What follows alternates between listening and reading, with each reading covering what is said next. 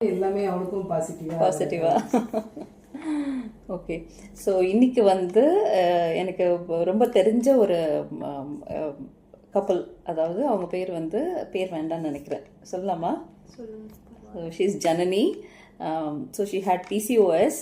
நம்மக்கிட்ட வந்து simple treatment தான். She had a follicular monitoring. அந்த மானிட்டரிங் பண்ணி நாங்கள் வந்து எக் ரப்சர் ஆயிடுச்சான்னு சொல்லி I ask them to have contact. அதுலேயே வந்து ஷி காட் பாசிட்டிவ்.